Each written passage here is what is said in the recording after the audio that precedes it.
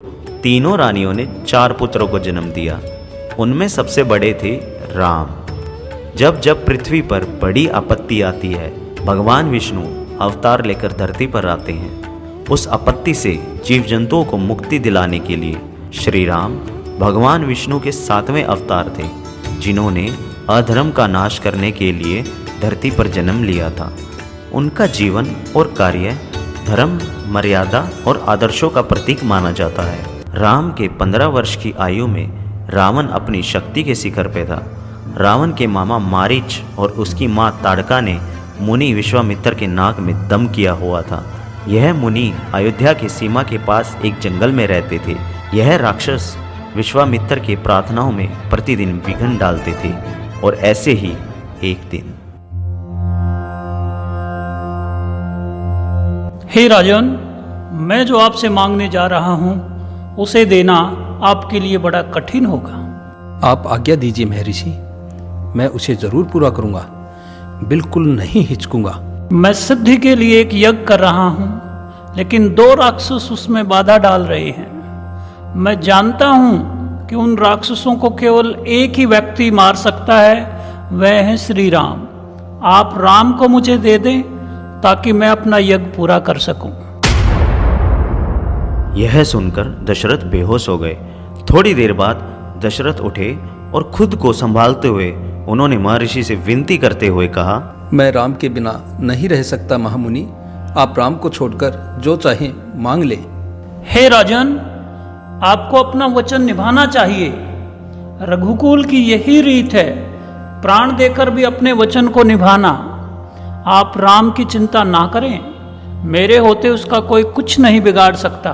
इसी बीच गुरु वशिष्ठ ने कहा, महाराज, महर्षि विश्वामित्र एक सिद्ध पुरुष हैं, तपस्वी हैं, अनेक विद्याओं के जानकार हैं। राम उनसे अनेक नई नई विद्याएं सीख सकेंगे। आप राम को महर्षि विश्वामित्र के साथ जाने दें। दशरथ ने मुनि वशिष्ठ की बात दुखी मन से स्वीकार कर ली। उन्होंने राम के साथ लक्ष्मण को भी ले जाने का आग्रह किया। ठीक है महामुनि, मैं आपकी बात को स्वीकार करता हूँ, परंतु मेरे राम के साथ आप लक्ष्मण को भी ले जाने का आग्रह स्वीकार करें। महर्षि ने दशरथ का यह आग्रह स्वीकार कर लिया। राम और लक्ष्मण को दरबार में बुलाकर महाराज दशरथ के निर्णय की सूचना दी। दोनों भाइयों ने आदर सहित सिर झुकाकर स्वीकार कर लिया। दोनों राजकुमार बिना विलंब किए महर्षि के साथ चल पड़े, बीहड़ और भयानक जंगलों की ओर।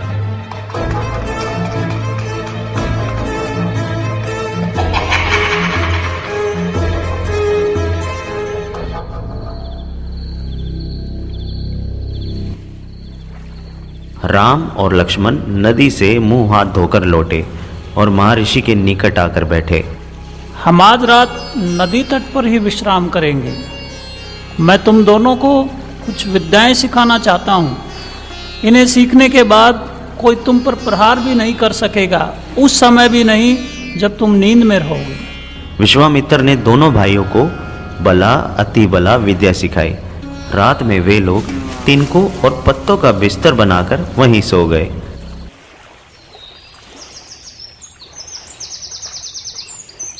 आगे की यात्रा कठिन थी।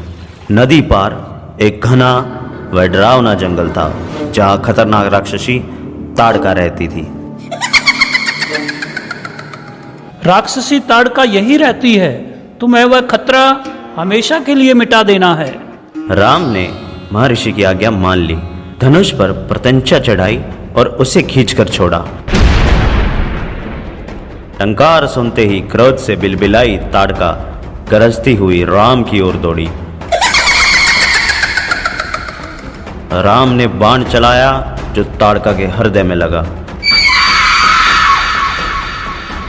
वह गिर पड़ी और फिर नहीं उठ पाई।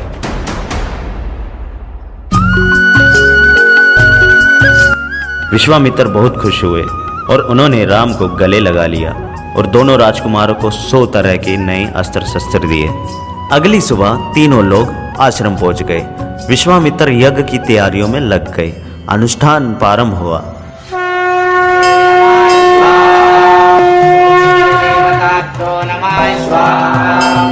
आश्रम की रक्षा की जिम्मेदारी राम और लक्ष्मण को सौंपी गई। अनुष्ठान अपने अंतिम चरण में था तथा पूरा होने वाला था। अचानक भयानक आवाजों से आसमान भर गया। सुबाहु और मारीच ने राक्षसों के दल बल के साथ आश्रम पर धावा बोल दिया। मारीच क्रोधित था क्योंकि राम लक्ष्मण ने उसकी मां ताड़का को मारा था। राम ने धनुष उठाया और मारीच को निशाना बनाया। मारीच बाण लगते ही मूर्छित हो गया। जब होश आया तो उठकर दक्षिण दिशा की ओर भाग गया। राम का दूसरा बाण सुबाहु को लगा। उसके प्राण वहीं निकल गए। कुछ राम और लक्ष्मण के बाणों का शिकार हो गए और कुछ भाग गए। महर्षि विश्वामित्र का अनुष्ठान संपन्न हुआ। वह राम और लक्ष्मण से खुश थे। राम ने महर्षि को प्रणाम करते हुए पूछा, अब हमारे लिए क्या आज्ञा है मुनिवर? हम यहाँ से मिथिला जाएंगे, महाराज जनक के यहाँ। महाराज के पास एक अद्भुत शिव धनुष है। मैं चाहता हूँ कि तुम भी उसे देखो।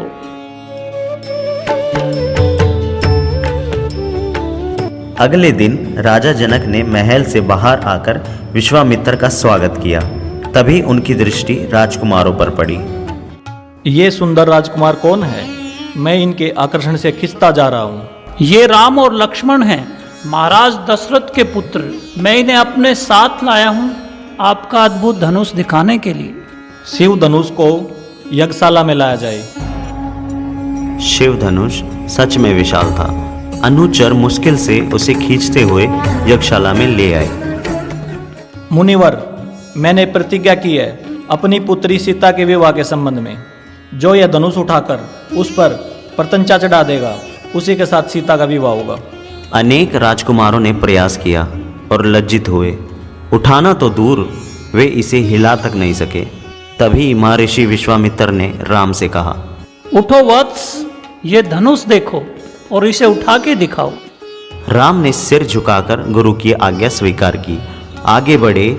राम ने वह विशाल धनुष सहज ही उठा लिया।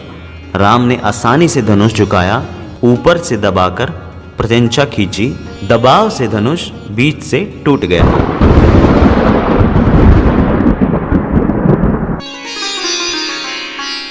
महाराज जनक की खुशी का ठिकाना ना था। उन्हें सीता के लिए योग्य वर मिल गया था। उन्होंने विवाह की खबर अयोध्या भेजी। संदेश मिलते ही अयोध्या में भी खुशी छा गई। विवाह से ठीक पहले जनक ने महाराज दशरथ से कहा, हे राजन, राम ने मेरी प्रतिज्ञा पूरी कर बड़ी बेटी सीता को अपना लिया।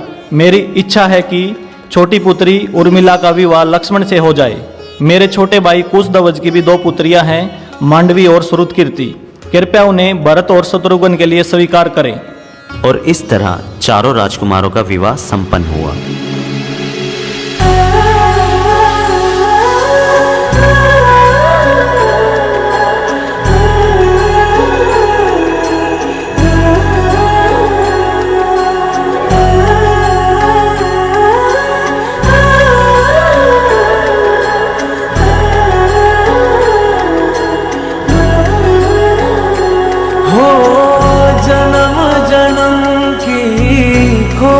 बताए राम से चल के राम पे आए।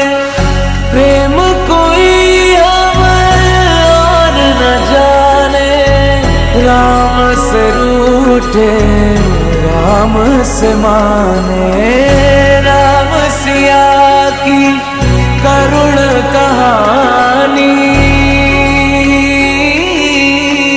एक है चंदन एक है पानी। राम सिया राम जय जय राम। राम सिया राम जय जय राम।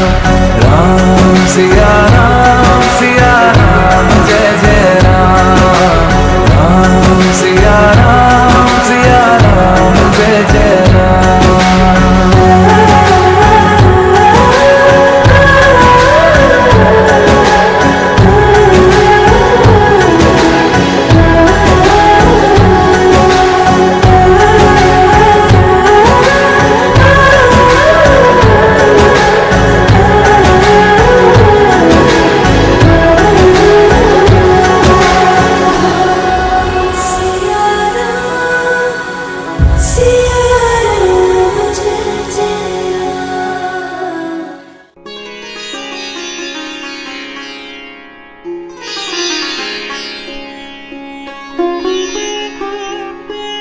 राजा दशरथ के मन में अब एक ही इच्छा बची थी, राम का राज अभिषेक।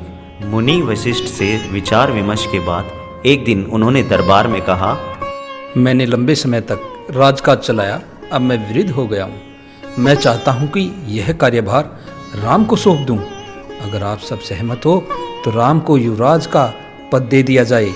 सभा ने राजा दशरथ के प्रस्ताव को स्वीकार किया। शुभ काम में देरी नहीं होनी चाहिए।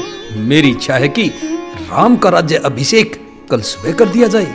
यह खबर पलक झपकते ही पूरे नगर में फैल गई। राजा दशरथ ने राम से चर्चा की। जनता ने तुम्हें अपना राजा चुना है। तुम राजधर्म का पालन करना, कुल की मर्यादा की रक्षा करना अब तुम्हारे हाथ में है। राम के राज अभिषेक होने की खबर जब रानी केकई की दासी मंथरा ने सुनी तो वह जल भुन गई। यह उसे षड्यंत्र लगा केकई के विरुद्ध। क्रोध से आग बबूला मंथरा रानीवास की ओर भागी, सीधा केकई के कक्ष में। उसने रानी केकई को सोते हुए देखा। अरे मेरी मूर्ख रानी, उठ, तेरे ऊपर भयानक विपदा आने वाली है। यह सोने का समय नहीं है, होश में आओ। बात क्या है? तुम इतना घबराई क्यों हो? सब कुशल तो है? तुम्हारे सुखों का अंत होने वाला है। महाराज दशरथ ने कल राम का राज्याभिषेक करने का निर्णय लिया है। अब राम युवराज होंगे। यह तो बहुत शुभ समाचार है। मैं बहुत खुश हूँ। राम युवराज पद के लिए हर तरह से योग्य हैं। रानी, तुम्हारी बुद्धि फिर गई है। सवाल राम की योग्यता का नहीं है, राजा दशरथ के षड्यंत्र का है। तुम्हारा अधिकार छीनने का है। कल सुबह राज्याभिषेक है। भरत को जानबूझकर ननिहाल भेजा गया है और उसे समारोह में बुलाया तक नहीं। राम के प्रति मेरा अगाध स्नेह है। वह मुझे माँ के समान मानते हैं। यह षड्यंत्र नहीं है। राम के बाद भरत ही राजा बनेंगे। राम राजा बने तो तुम कौशल्या की दासी बन जाओगी। भरत राम के दास हो जाएंगे। राम के बाद अगला राजा राम का पुत्र होगा। केकई पर मंथरा की बातों का असर होने लगा और उन बातों में सच्चाई दिखाई देने लगी। तुम ही बताओ, मैं क्या करूं? याद करो रानी, महाराज दशरथ ने तुम्हें 2 वरदान दिए थे। दशरथ से अपना वचन पूरा करने को कहो। एक से भरत के लिए राजगद्दी मांग लो, दूसरे से राम को 14 वर्ष का वनवास। मैं ऐसा ही करूंगी। महाराज का षड्यंत्र सफल नहीं होने दूंगी। रानी केकई कोप भवन चली गई। दशरथ रानी केकई को ढूंढते हुए कोप भवन पहुंचे और वहां का दृश्य देखकर वह हैरान हो गए। केकई जमीन पर लेटी हुई थी। तुम्हें क्या दुख है? क्या हुआ तुम्हें? मुझे बताओ। आप मुझे वे 2 वरदान दीजिए जिसका संकल्प आपने वर्षों पहले रणभूमि में लिया था। तुम मेरी सबसे प्रिय रानी हो। तुम्हारी खुशी के लिए मैं कुछ भी कर सकता हूँ। कल सुबह राज्याभिषेक भरत का हो, राम का नहीं, और राम को 14 वर्ष का वनवास हो। यह तुम क्या कह रही हो? मुझे विश्वास नहीं हो रहा। तुम कुछ और मांग लो, परंतु ऐसा मत करो। यह मैं नहीं कर पाऊंगा। अपने वचन से पीछे हटना रघुकुल का अनादर है। आप वरदान नहीं देंगे तो मैं विष पीकर आत्महत्या कर लूंगी। राजा दशरथ यह सुन नहीं सके और बेहोश हो गए। सुमंत्र कोप भवन के अंदर पहुंचे तो उन्होंने देखा महाराज दशरथ पलंग पर बीमार पड़े थे। दशरथ ने राम को बुलाने की आज्ञा दी। सुमंत्र राम के कक्ष में गए। हे राजकुमार, आपको महाराज ने बुलाया है, आप मेरे साथ ही चलें। कुछ ही पल में राम वहां पहुंच गए लक्ष्मण के साथ। महल में पहुंचकर राम ने पिता व माता केकई को प्रणाम करते हुए कहा, पिताजी, क्या मुझसे कोई अपराध हुआ है? कोई कुछ बोलता क्यों नहीं? आप ही बताइए माते। महाराज दशरथ ने मुझे एक बार 2 वरदान दिए थे। मैंने कल रात वही दोनों वर मांगे जिससे वे पीछे हट रहे हैं और यह रघुकुल की नीति के विरुद्ध है। मैं चाहती हूँ कि राज्याभिषेक भरत का हो और तुम 14 वर्ष वन में रहो। महाराज यही बात तुमसे नहीं कर पा रहे थे। पिता का वचन अवश्य पूरा होगा। भरत को राजगद्दी दी जाए और मैं आज ही वन को चला जाऊंगा। केकई के महल से निकलकर राम सीधे अपने माँ के पास गए। उन्होंने माता कौशल्या को केकई भवन का विवरण दिया और अपना फैसला सुनाया। कौशल्या यह सुनकर सुध खो बैठी। पुत्र, यह राजा की आज्ञा अनुचित है, इसे मानने की आवश्यकता नहीं है। यह राजाज्ञा नहीं, पिता की आज्ञा है। उनकी आज्ञा का उल्लंघन मेरी शक्ति से परे है। आप मुझे आशीर्वाद दें। आप बाहुबल से अयोध्या का राज सिंहासन छीन लें, देखता हूं कौन विरोध करता है। अधर्म का सिंहासन मुझे नहीं चाहिए। मैं वन जाऊंगा, मेरे लिए तो जैसा राज सिंहासन वैसा ही वन। कौशल्या ने राम को विदा करते हुए कहा, जाओ पुत्र, 10 दिशाएं तुम्हारे लिए मंगलकारी हों। कौशल्या भवन से निकलकर राम सीता के पास गए। वन गमन का समाचार उन्हें देते हुए कहा, प्रिय, तुम निराश मत होना। 14 वर्ष के बाद हम फिर मिलेंगे। मेरे पिता का आदेश है कि मैं छाया की तरह हमेशा आपके साथ रहूं। मैं भी आपके साथ वन गमन के लिए चलूंगी। सीते, वन का जीवन बहुत कठिन है। न रहने का ठीक स्थान, न भोजन का ठिकाना। कठिनाई कदम कदम पर है। तुम महलों में पली हो, ऐसा जीवन कैसे जी पाओगी? सीता ने उत्तर नहीं दिया। उन्हें पता था कि राम अपने दिए वचन से पलट नहीं सकते। लक्ष्मण भी वहां आ गए और साथ जाने को तैयार थे। राम ने उनका आग्रह भी स्वीकार कर लिया। राम, सीता और लक्ष्मण वन जाने से पहले पिता और माताओं का आशीर्वाद लेने गए। महल के ठीक बाहर मंत्री सुमंत्र रथ लेकर खड़े थे। राम ने अपनी जन्मभूमि को प्रणाम किया और कहा, हे जननी, अब 14 वर्ष बाद ही तुम्हारे दर्शन कर सकूंगा। यह कहकर राम, सीता और लक्ष्मण रथ पर बैठ गए और 14 वर्ष के वनवास के लिए चल दिए।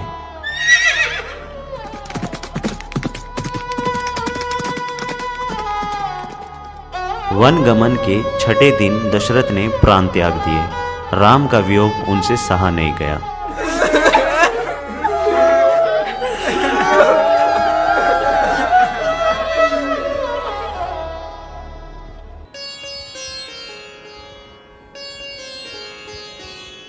दूसरे दिन महर्षि वशिष्ठ ने मंत्री परिषद से चर्चा की। सबकी राय थी कि राजगद्दी खाली नहीं रहनी चाहिए।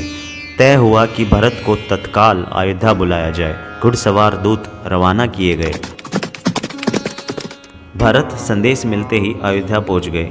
नगर पहुंचते ही भरत सीधे राजभवन गए, महाराज दशरथ के कक्ष की ओर। महाराज वहां नहीं थे। फिर वे माता कैकेयी के महल की ओर बढ़े।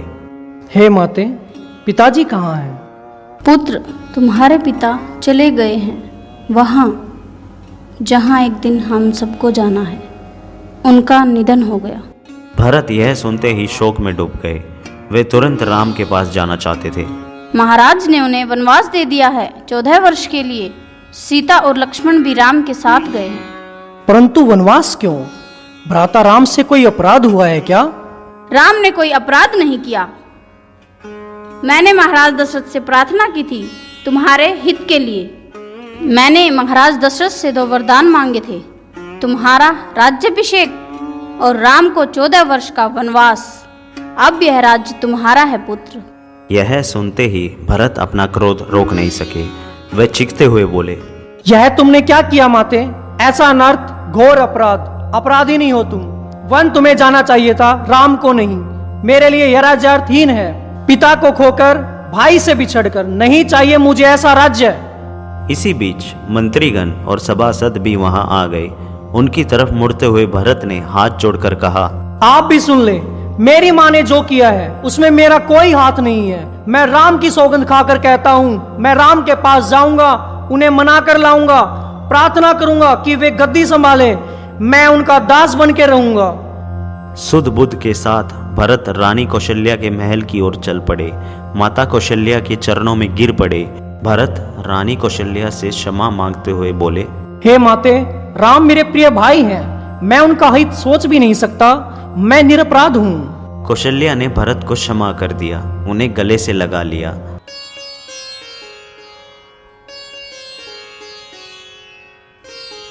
मुनि वशिष्ठ अयोध्या का राज सिंहासन खाली नहीं देखना चाहते थे। उन्होंने सभा बुलाई। भरत और शत्रुघ्न को बुलाकर कहा, वत्स, तुम राजकाज संभाल लो। पिता के निधन और बड़े भाई के वनगमन के बाद यही उचित है। हे मुनिवर, यह राज्य राम का है, वही इसके अधिकारी हैं। मैं यह पाप नहीं कर सकता। हम सब वन जाएंगे और राम को वापस लाएंगे। वन जाने के लिए सभी तैयार थे। अगली सुबह भरत सभी मंत्रियों और सभासदों के साथ वन के लिए चले।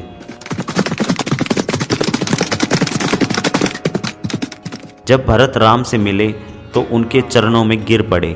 शत्रुघ्न ने राम की चरण वंदना की। उन्होंने दोनों को उठाकर सीने से लगा लिया। एक दुखद समाचार है भ्राता, पिता दशरथ नहीं रहे। आपके जाने के 6 दिन बाद ही दुख में उन्होंने अपने प्राण त्याग दिए। यह सुनकर राम शोक में डूब गए। हे राम, मेरी यह विनती है, आप हमारे साथ अयोध्या वापस चलिए और राज्य स्वीकार करिए। पिता की आज्ञा का पालन अनिवार्य है। पिता की मृत्यु के बाद मैं उनका वचन नहीं तोड़ सकता। हे भरत, अब तुम ही गद्दी को संभालो, यही पिता की आज्ञा है। चाहे चंद्रमा अपनी चमक छोड़ दे, सूर्य पानी की तरह ठंडा हो जाए, हिमालय शीतल ना रहे, समुद्र की मर्यादा भंग हो जाए, परंतु मैं पिता की आज्ञा से विरक्त नहीं हो सकता। मैं उन्हीं की आज्ञा से वन आया हूं और उन्हीं की आज्ञा से भरत को राजगद्दी संभालनी चाहिए। आप नहीं लौटेंगे तो मैं भी खाली हाथ नहीं जाऊंगा। आप मुझे अपनी खड़ाऊ दे दें, मैं 14 वर्ष उसी की आज्ञा से राजकाज चलाऊंगा। भरत का यह आग्रह राम ने स्वीकार कर लिया, अपनी खड़ाऊ दे दी। भरत ने खड़ाऊ को माथे से लगाया और कहा, 14 वर्ष तक अयोध्या में इन चरण पादुकाओं का शासन रहेगा। सबको प्रणाम कर राम ने उन्हें चित्रकूट से विदा किया। अयोध्या पहुंचकर भरत ने पादुका पूजन किया। भरत अयोध्या में कभी नहीं रुके, तपस्वी के वस्त्र पहने और नंदीग्राम चले गए। जाते समय उन्होंने कहा, मेरी केवल एक ही इच्छा है, इन पादुकाओं को उन चरणों में देखूं जहां इन्हें होना चाहिए। मैं 14 वर्ष तक राम के लौटने की प्रतीक्षा करूंगा।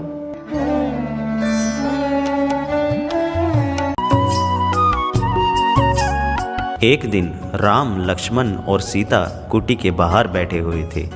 तभी लंका के राजा रावण की बहन सूर्पनखा वहां आई। राम को देखकर वह उन पर मोहित हो गई। उसने माया से सुंदर स्त्री का रूप धारण किया और राम के पास गई। हे रूपराज, मैं तुम्हें नहीं जानती, पर तुमसे विवाह करना चाहती हूँ। तुम मुझे अपनी पत्नी स्वीकार करोगे? यह मेरी पत्नी सीता है, मेरा विवाह हो चुका है। राम के मना करने के बाद वह लक्ष्मण के पास गई। मेरे पास आने से तुम्हें कुछ नहीं मिलेगा। हे देवी, मैं तो राम का दास हूँ, मुझसे विवाह करके तुम दासी बन जाओगी। क्रोध में आकर उसने सीता पर हमला किया। लक्ष्मण तत्काल उठ खड़े हुए, तलवार खींची और सूर्पनखा की नाक काट दी। खून से लथपथ सूर्पनखा वहां से रोती बिलखती भागी अपने भाई रावण के पास।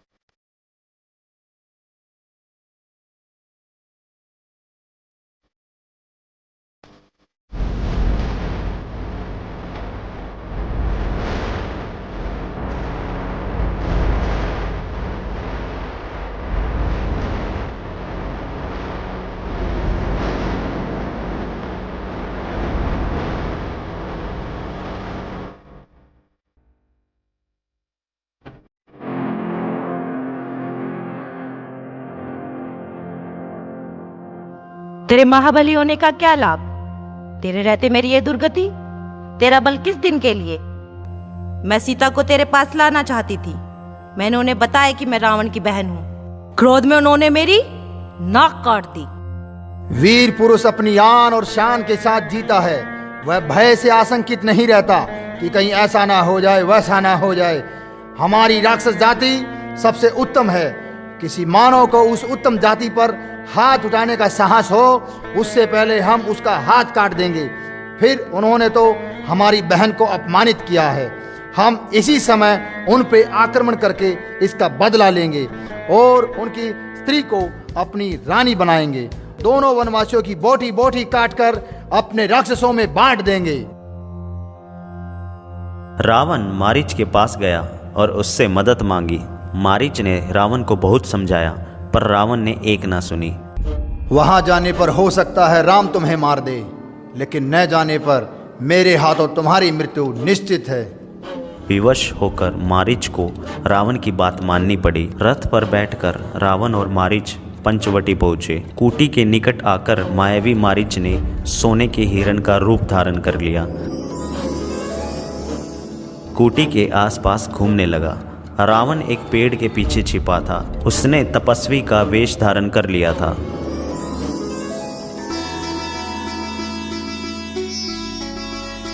सीता उस हिरण पर मुग्ध हो गई थी। उन्होंने राम से उसे पकड़ने को कहा। सीता की प्रसन्नता के लिए राम हिरण के पीछे चले गए। राम जब भी उसे पकड़ने का प्रयास करते, वह भागकर और दूर चला जाता। राम के सारे प्रयास विफल हुए। वे हिरण को पकड़ नहीं पाए। उन्होंने उसे जीवित पकड़ने का विचार त्याग दिया। धनुष उठाया, निशाना साधा और एक बाण उस पर छोड़ दिया। बाण लगते ही हिरण गिर पड़ा। धरती पर गिरते ही मारीच अपने असली रूप में आ गया और उसने राम की आवाज में चिल्लाया, हे सीते, हे लक्ष्मण। ध्वनि ऐसी थी जैसे बाण राम को लगा हो और वह सहायता के लिए पुकार रहे हों। बाण का प्रहार गहरा था। मारीच उसे अधिक समय तक सहन नहीं कर पाया और मर गया। वह मायावी पुकार सीता और लक्ष्मण ने भी सुनी। तुम जल्दी जाओ, जिस दिशा से आवाज आई है उसी ओर। तुम्हारे भाई किसी कठिन संकट में फंस गए हैं। उन्होंने सहायता के लिए पुकारा है। जाओ लक्ष्मण। आप चिंता न करें माते, राम संकट में नहीं है। हमने जो आवाज सुनी वह बनावटी है। तुम्हारा मन पवित्र नहीं है। तुम कर्तव्य मुख हो रहे हो। तुम अपने भाई की सहायता के लिए क्यों नहीं जा रहे? हे देवी, ये राक्षसों का छल है। वह कुछ भी कर सकते हैं। मुझ पर विश्वास करें, राम को कुछ नहीं होगा। राम से बिछुड़कर मैं नहीं रह सकती। मैं अपने प्राण दे दूंगी। हे लक्ष्मण, तुम्हें उनको वापस लेकर आना ही होगा। लक्ष्मण राम के लिए राम की आज्ञा का उल्लंघन कर रहे थे। लक्ष्मण ने जाने से पहले कुटिया के चारों तरफ लक्ष्मण रेखा लगा दी। उन्होंने सीता को प्रणाम किया और राम की खोज में निकल पड़े। लक्ष्मण के जाते ही रावण आ पहुंचा। उसने तपस्वी का रूप धारण कर लिया था। भिक्षाम देहि, भिक्षाम देहि। सीता ने साधु समझकर उसका स्वागत किया। रावण सीता को लक्ष्मण रेखा को लांघने के लिए कहते हैं। जैसे ही सीता लक्ष्मण रेखा को लांघती है, रावण अपने रूप में आ जाता है। हे सुमुखी, मैं रावण हूँ, राक्षसों का राजा। तुम्हारे लिए मैं स्वयं चलकर आया हूँ। मेरे साथ चलो, सोने की लंका में रहो, मेरी रानी बनकर। मैं प्राण त्याग दूंगी, लेकिन तुम्हारे साथ नहीं जाऊंगी। मैं राम की पत्नी हूँ। वे महाबलशाली हैं। तुम चले जाओ, नहीं तो तुम्हारा स्वर्नाश हो जाएगा। रावण ने सीता की बात अनसुनी कर दी। उन्हें खींचकर अपने रथ में बैठाकर ले जाने लगा। सीता प्रयास करती रही, पर रावण के चुंगल से मुक्त ना हो सकी।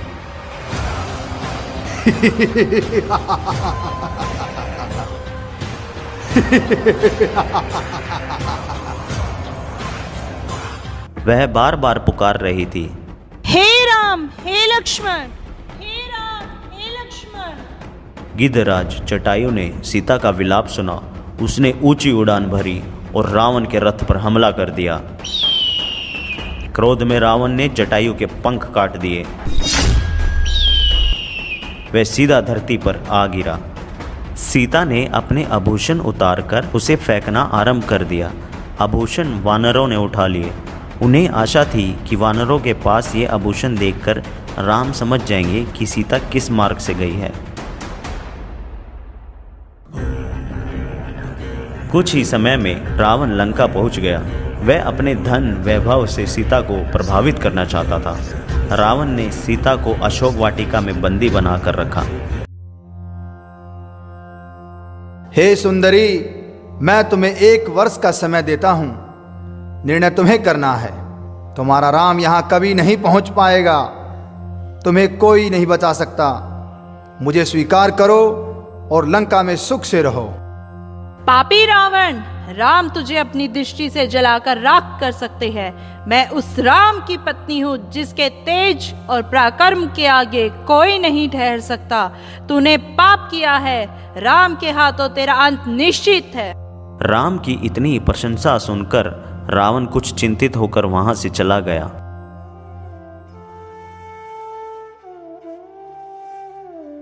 राम और लक्ष्मण ने सीता की खोज दक्षिण दिशा से की। थोड़ी ही दूर राम ने पक्षीराज जटायु को देखा।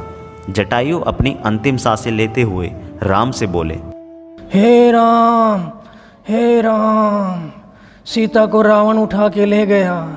मेरे पंख उसी ने काटे हैं। मैं सीता को नहीं बचा सका। रावण उन्हें लेकर दक्षिण पश्चिम दिशा की ओर उड़ गया है। ये कहते ही जटायु ने अपने प्राण त्याग दिए। राम ने आगे बढ़ने से पहले जटायु की अंतिम क्रिया की और उन्हें अंतिम बार प्रणाम कर आगे बढ़े। दोनों राजकुमार पंपा सरोवर पहुँचे। वहाँ उनकी मुलाकात शबरी से हुई। राम को देखकर शबरी बहुत खुश हुई। उनकी सेवा की, खाने को मीठे फल दिए, रहने के लिए जगह दी। शबरी ने दोनों राजकुमारों को बताया, हे राम, आप सुग्रीव से मित्रता करिए। सीता की खोज में वो आपकी सहायता अवश्य करेंगे।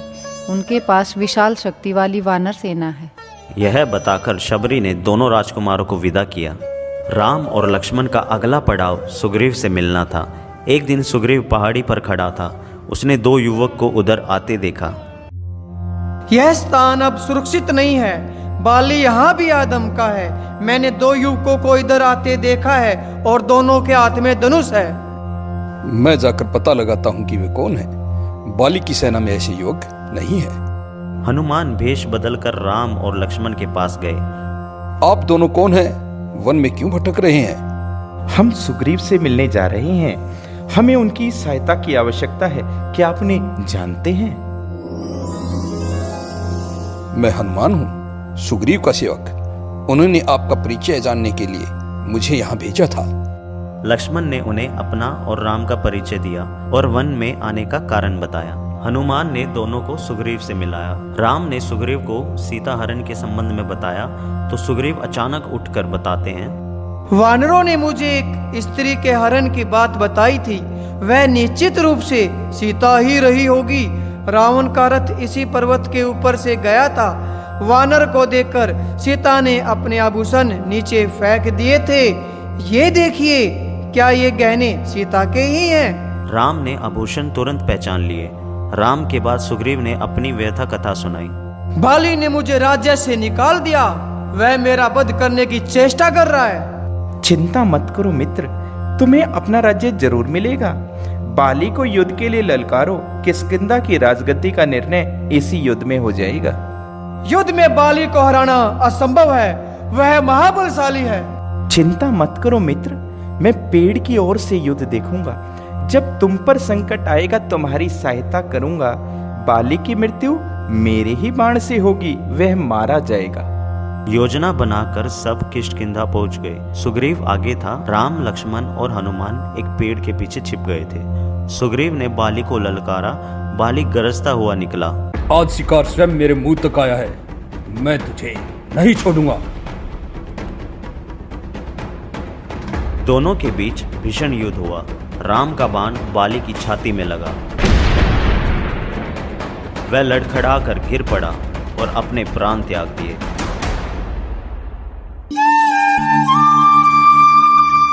बाली के मरने के बाद सुग्रीव को राजगद्दी मिली। राम की सलाह पर बाली के पुत्र अंगद को युवराज का पद दिया गया।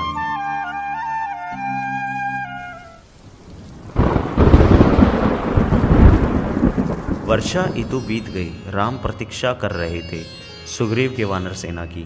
सुग्रीव ने राज तिलक के दिन राम को इसका आश्वासन दिया था, लेकिन वह अपना वचन भूल गए। लक्ष्मण किष्किंधा चले गए सुग्रीव को समझाने। वहां पहुंचकर उन्होंने धनुष पर प्रतंचा चढ़ाई और डोरी खींचकर छोड़ी। उसकी टंकार से एक सुग्रीव कांप गया। धनुष की टंकार सुनते ही उसे राम को दिया हुआ वचन पूर्ण याद आ गया। राम के सामने जाकर भयभीत वानर राज ने उनसे क्षमा मांगी। राम ने उन्हें उठाकर गले लगा लिया। इसके बाद लंका रोहन की योजना बनी।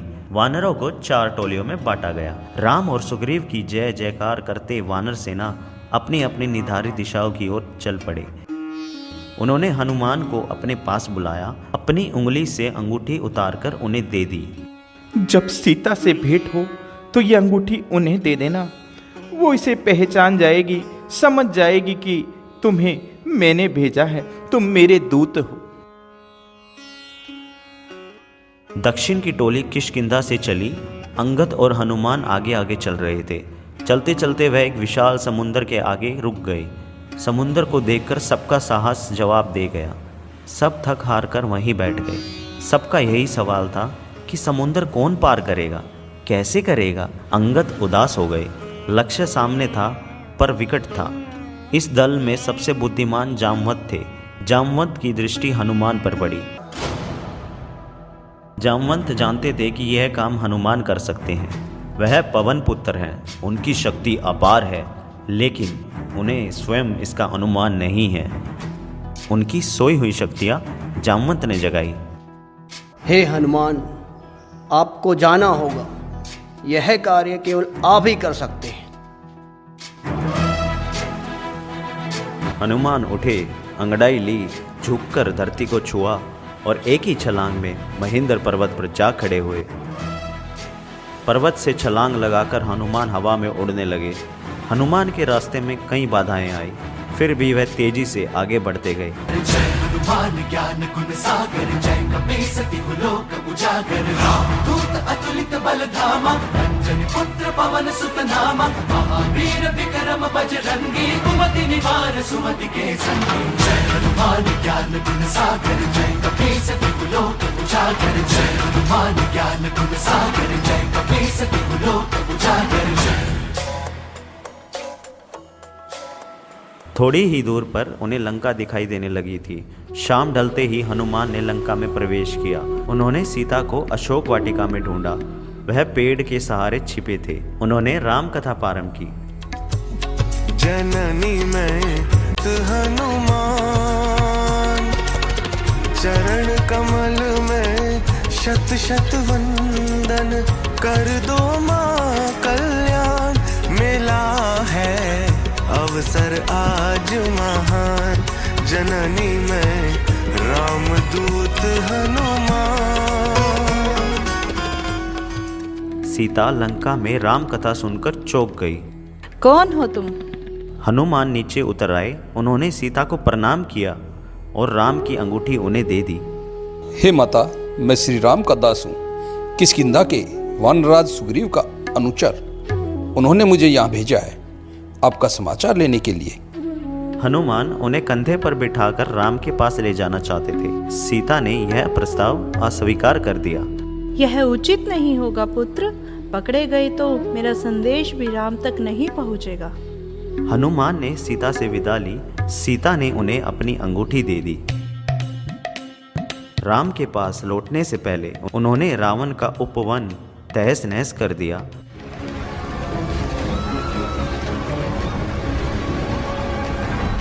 और विरोध करने वाले सभी राक्षसों को मार डाला।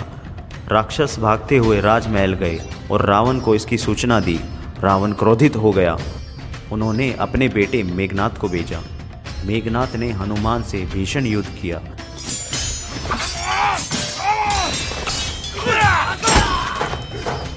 और उसे बंदी बना लिया। राक्षस उन्हें खींचते हुए रावण के दरबार ले आए।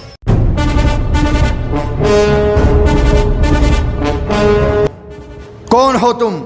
किसने तुम्हें यहाँ भेजा है? मैं श्री राम का दास हूँ। मेरा नाम हनुमान है। आप श्री राम की पत्नी सीता को हर लाए हैं। मैं उन्हीं की खोज में आया था। उनसे मैं मिल चुका हूँ। बस आपके दर्शन करना चाहता था, इसलिए उत्पात करना पड़ा। क्रोध में रावण हनुमान को मारने उठे, तभी उनके छोटे भाई विभीषण ने उसे रोक लिया। आप नीतिवान हैं राजन। नीति के अनुसार दूत का वध अनुचित है। आप इसे कोई दूसरा दंड दे। रावण ने हनुमान की पूंछ में आग लगा देने की आज्ञा दी। हनुमान ने राक्षसों के चुंगल से छूटकर पूरी लंका में आग लगा दी।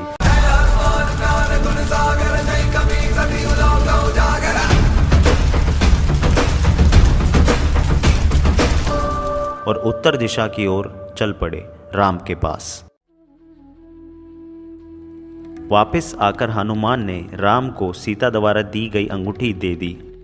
वो कैसी है, कैसे रहती है? उन्होंने कोई संदेश भेजा है? प्रभु राम, मैंने माता सीता से भेंट की।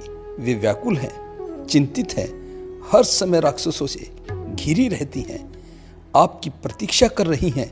उन्होंने कहा, यदि श्री राम 2 माह में या नहीं आए तो पापी रावण मुझे मार देगा। राम शोक में डूब गए।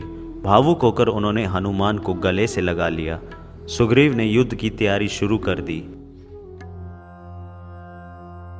रावण के भाई विभीषण उन्हें समझाते हुए कहते हैं, जिसका दूत लंका में आग लगा सकता है, वह स्वयं कितना शक्तिशाली होगा।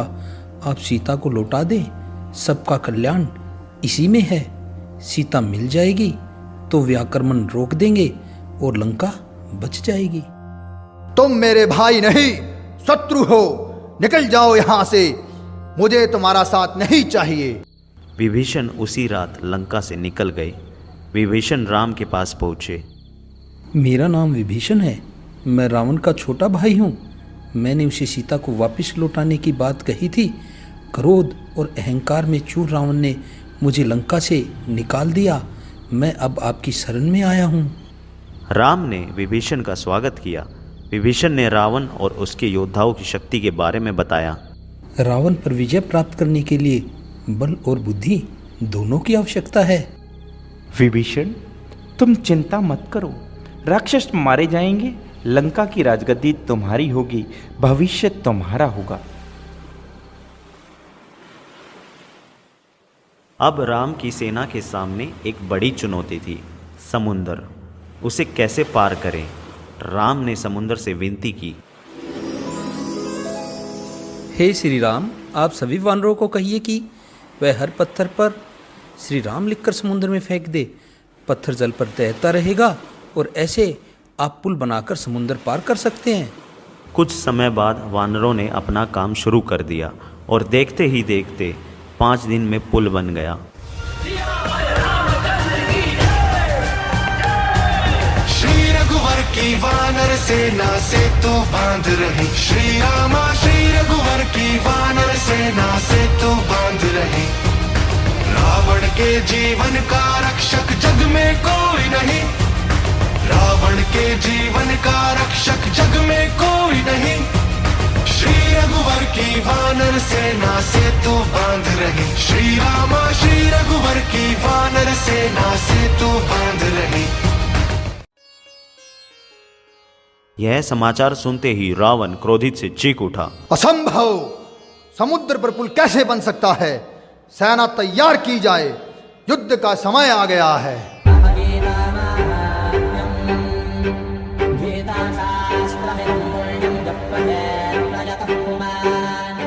दोनों सेनाओं के बीच भयानक युद्ध हुआ। हर ओर दहला देने वाला शोर, हाथियों की चिंगाड़, घोड़ों और रथों की सरसराहट।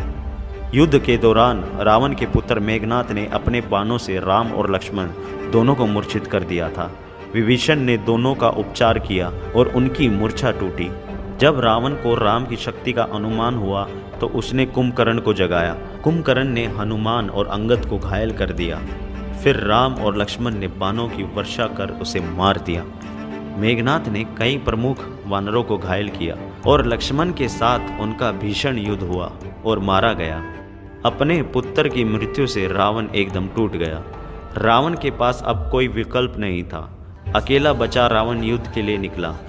रावण को देख राम ने कहा, रावण, काल तुझे मेरे सामने ले आया है। आज अन्याय पर न्याय की जीत होगी, तेरा अंत निश्चित है। ओ वन वन भटकते मानव, तुम उस रावण को मारने का स्वप्न देख रहे हो जिस रावण ने दिग दिगांतर में लंका का डंका बजा दिया। मैंने ग्रह नक्षत्रों को अपने वश में करके और देवताओं को भी अपना दास बना लिया।